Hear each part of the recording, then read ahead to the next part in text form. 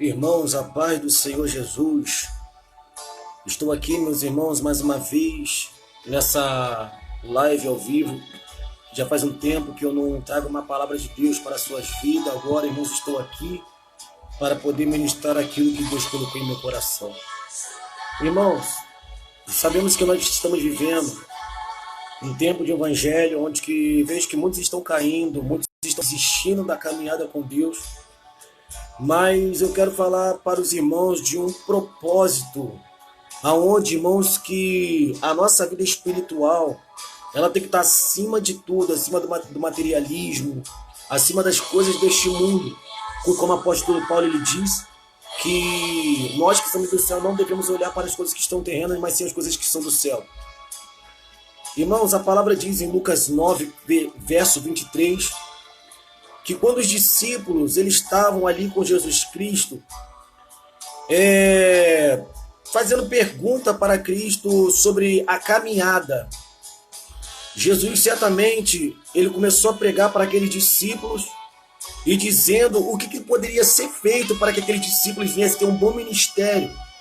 Como é que aquele discípulo poderia aleluia, seguir ele de uma forma que ele viesse agradar. A Bíblia diz, irmãos, em Lucas 9, verso 23, assim da seguinte forma: aqueles que querem vir após mim, negue-se a si mesmo, tome a sua cruz a cada dia e siga-me. Que como eu tinha lá no status, onde eu botei no WhatsApp, a palavra de Deus vai dizer sobre uma cruz, que Jesus Cristo ele tinha falado para os discípulos: tome a sua cruz e siga-me. Os discípulos ele sabia que a cruz era usada pelos romanos para torturar aquelas pessoas que cometiam crimes, aquelas pessoas que estupravam, aquelas pessoas que roubavam, que matavam. Então, essas situações que aqueles homens cometiam, havia juízo até Pilatos. Então Pilatos ele ordenava que o exército pegasse aqueles criminosos, torturasse e pendurasse na cruz. E aqueles discípulos imagino eu pensando, por que ele vai mandar logo carregar a cruz? A cruz não é para os criminosos, a cruz não é para aqueles que só cometem crime, que matam, que roubam. Como é que ele quer dizer isso no sentido de carregar a cruz? Mas só que Jesus Cristo ele estava dizendo sobre uma aflição que os discípulos ele ia passar por amor do nome dele. Até porque Jesus ele tinha falado que neste mundo tereis aflições, mas tende bom ânimo. Eu venci o mundo. E sabemos, irmãos, que a nossa caminhada com Cristo é uma caminhada espinhosa, onde nós precisamos viver uma vida de renúncia, precisamos viver uma vida totalmente afastada das coisas do mundo. Jesus Cristo ele disse que aquele que salvar a sua vida, perdê-la. Agora, mas irmão Mateus, como é que se eu salvar minha vida eu vou acabar perdendo? Muitas vezes, irmãos, a cobiça para o materialismo, às vezes a cobiça por um carro, por uma casa, é muito maior do que a própria salvação. Por isso que Jesus Cristo ele falou para que salvar a sua vida vai acabar perdendo é o quê? Muitas vezes que quando nós estamos no mundo, nós falamos, vamos ganhar vida, que amanhã a gente vai morrer, não vamos viver para sempre. Muitos esquecem que existe o céu e o inferno. Ele esquece que existe a salvação e a condenação. A Bíblia diz em Mateus 4, versículo 7, que Jesus Cristo ele tinha dito, esforçai por entrar pela porta estreita, porque larga é a porta e muito espaçoso o caminho que leva muitos à condenação. O que é a porta larga? A porta larga é aquela situação que você pode estar com ele, traduzindo, adorando a Deus e a Baal ao mesmo tempo. Agora, por que eu estou dizendo isso, irmãos? Eu quero dar um grande exemplo aqui que diz lá em 1 Reis. 1 Reis vai dizer sobre os reis logo após Salomão, depois que Salomão deixou se levar pela idolatria. Mesmo tendo uma cidade que foi erguida pela sabedoria que Deus tinha dado para ele, com ouros, com pratas. A Bíblia diz em Ezequiel 16 que Deus ele veio a juízo a cidade de Jerusalém. Aonde que Jerusalém, Deus no começo começou a falar bem, dizendo que a Jerusalém tinha os pendentes nos seus pescoços, braceletes em seus braços, era bem adornada. mas por trair a confiança de Deus, a Bíblia fala que traiu a Deus, se dobrando diante de outros deuses. O que é outros deuses? É deuses pagãos, Baal, Aserá, Moloque, rainha dos céus. Aí, em vez de oferecer sacrifício para Deus, eles começaram a oferecer sacrifício para as idolatrias. Então aquilo ali, Deus ele começou a ter como Jerusalém como vamos botar como uma meretriz, que Ezequiel começou a falar que antes era Jerusalém, mas agora Deus ele começou a chamar Jerusalém de meretriz. Por quê, irmãos? O que isso vai representar? Que aquele povo preferiu algo mais fácil. Aquele povo preferiu algo que primeiramente alimentasse a tua carne. Por mais que aquele povo cria no Deus de Israel, mas eles não deixavam de cultuar os outros deuses. E o próprio apóstolo Paulo em Jesus Cristo, ele diz que não se pode se assentar na mesa dos demônios, tomar do cálice de Deus e do cálice dos demônios. Então, irmãos, eu vejo isso no sentido que carregar a cruz é uma renúncia que nós fazemos para Deus. É um abandono do pecado, é um abandono das idolatrias, é um abandono das imoralidades. Então aqueles discípulos começaram a entender logo após que Jesus Cristo ele começou a pregar, dizendo, então, olha só, se você perder a sua vida, então, vocês vão salvar ela. O que é perder a sua vida? Você viver apenas para Cristo. O apóstolo Paulo disse, se não me falha a memória, nas cartas ao Coríntios, que vai dizer que eu não vivo eu, mas Cristo vive em mim. Ele foi crucificado, assim como nós fomos crucificados quando nós nos batizamos e o velho homem morreu. João 3 vai dizer sobre um líder, sobre um príncipe dos judeus chamado Nicodemos. E Nicodemos, ele falou, Rabi, como é que não pode homem algum operar milagres e sinais como tu operas se não for enviado de Deus? Então Jesus Cristo, ele começou a falar com Nicodemos. Nicodemos, para conquistar o reino dos céus é necessário tu nascer de novo. E Nicodemos ele falou, pode um homem velho voltar para o ventre da sua mãe? E Jesus Cristo ele disse, não é necessário entrar para o ventre da sua mãe, Nicodemos. Não é necessário você voltar para o ventre da sua mãe. O que importa é você nascer de novo, traduzindo, nascer da água, assim, do batismo. Por isso que ele falou que quem é nascido da carne é carne, porque todos nós somos nascidos do ventre de nossas mães.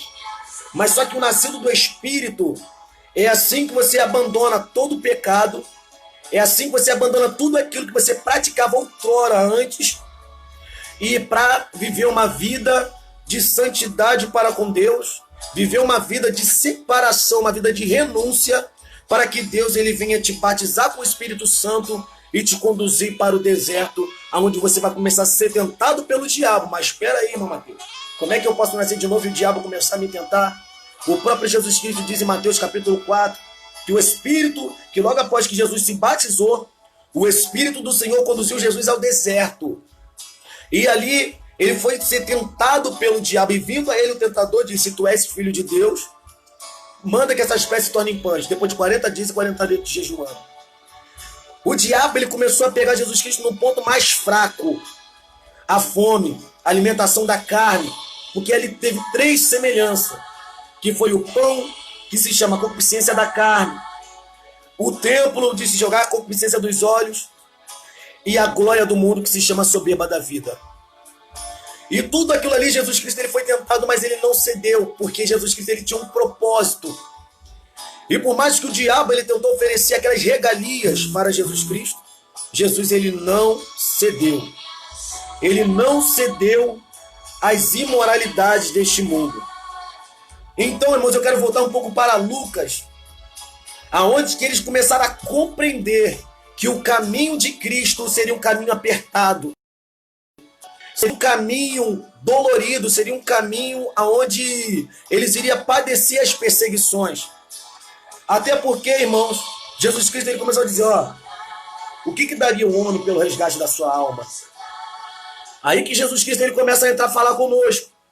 O que nós daria pelo resgate da nossa alma? O que nós faríamos para ser salvos?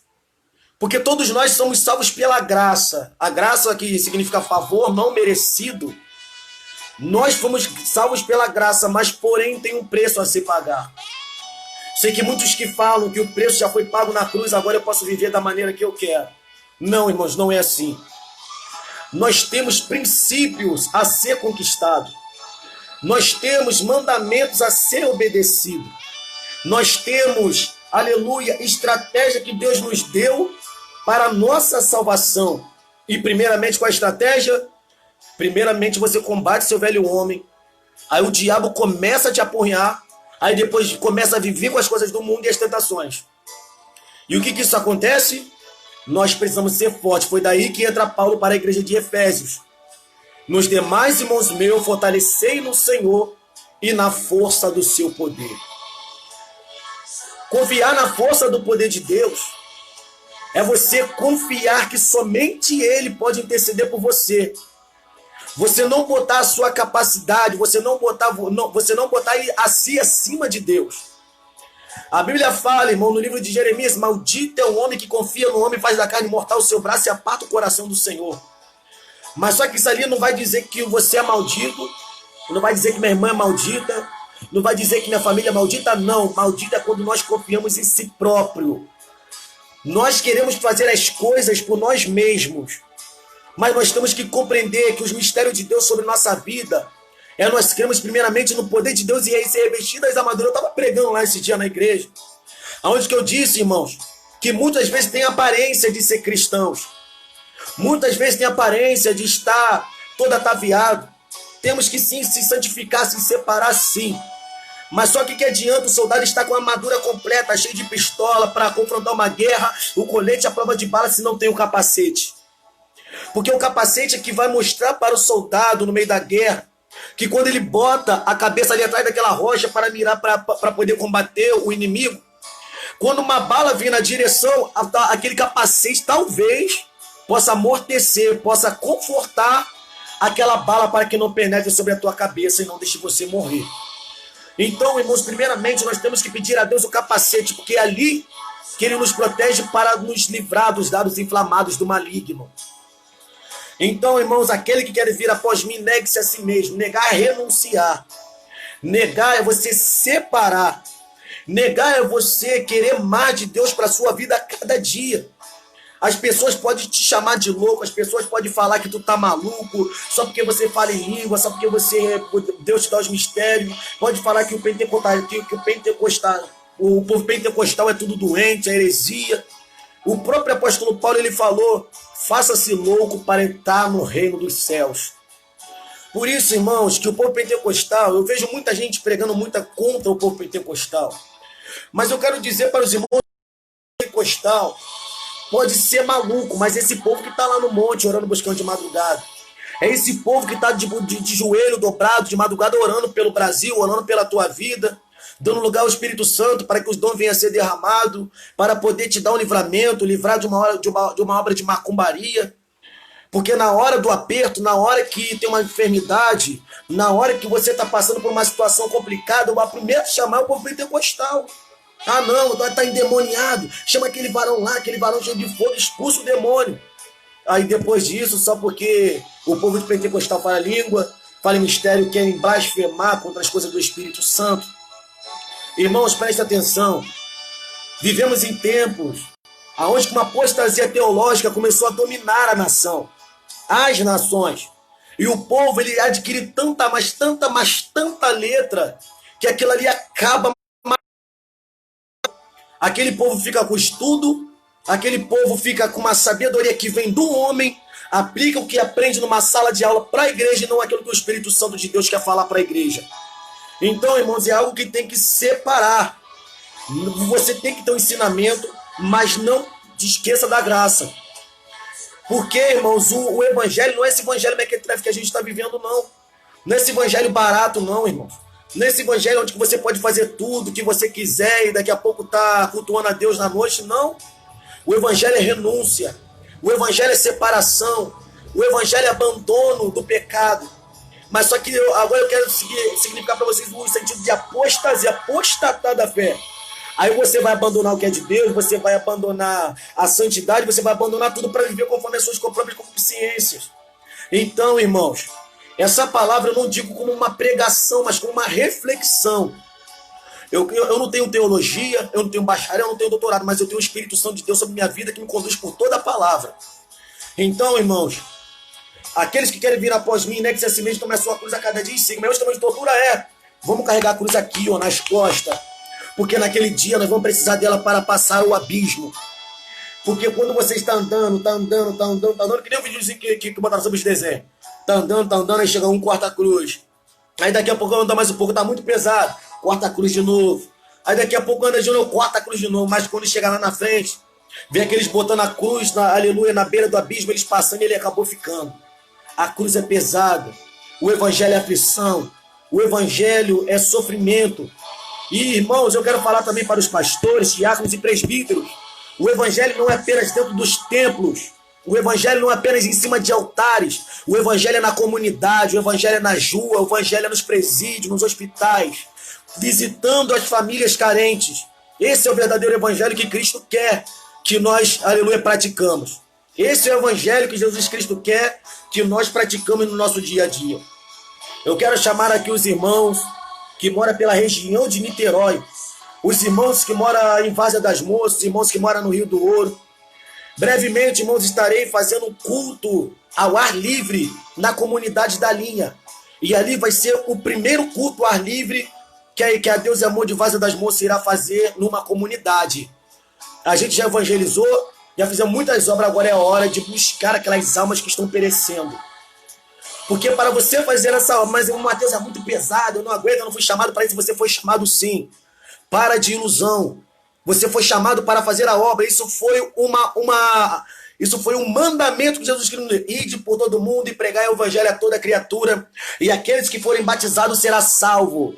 E aqueles que não forem batizados será condenado. Então, irmãos, essas almas dependem da gente. Essas almas dependem do evangelho de Cristo sendo pregado.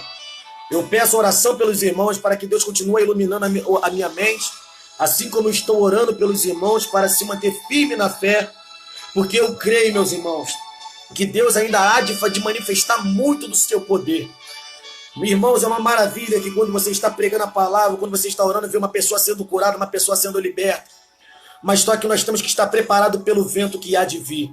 Porque uma alma liberta, pela sua oração, você acaba pegando a briga daquela pessoa.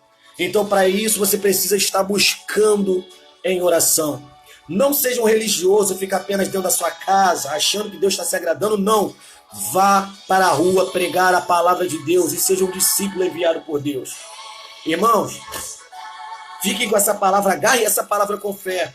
E eu creio que Jesus Cristo há de interceder pela sua vida. Muito obrigado, irmãos, por tudo. Obrigado pelas orações de todos.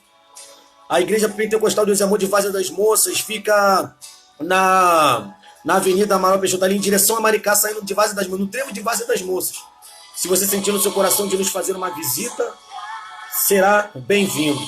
Não temas as enfermidades, porque nenhum mal te sucederá, nem praga alguma chegará à tua tenda. Jesus Cristo há de confortar o coração daqueles que perderam seus parentes, mas a caminhada, ela continua firme. Vise a sua salvação, suporte a cruz, renuncie a sua vida por amor de Cristo, e Jesus Cristo há de te recompensar publicamente. Que Deus abençoe a todos e a paz do Senhor Jesus. Eu quero orar por todos em nome de Jesus Cristo. Soberano Deus e Altíssimo Pai, graças te dou em nome do seu Filho Jesus Cristo por esta alma, Senhor meu Deus, que neste momento, Senhor meu Deus, acabou de ouvir a tua palavra. O Senhor disse, meu Pai, eu sou o pão da vida, e aquele que vem a mim não terá fome, e aquele que crê em mim não terá sede. O pão que é a tua palavra e a água que é os seus milagres, Senhor. Eu te peço, ó Deus poderoso, para que o Senhor venha curar essa enfermidade, que o Senhor venha libertar os oprimidos, que o Senhor, meu Pai, venha curar esse coração abatido, esse coração depressivo. Eu te peço, Espírito Santo, para que o Senhor visita, Senhor meu Deus, a cada alma, Senhor, e nos dá força para ser seus discípulos nessa terra e pregar a sua palavra em nome de Jesus Cristo. Muito obrigado, Jesus, em nome do Senhor Jesus. Amém, amém, Senhor Jesus. A paz do Senhor a todos em nome de Jesus Cristo. Amém. Glória a Deus.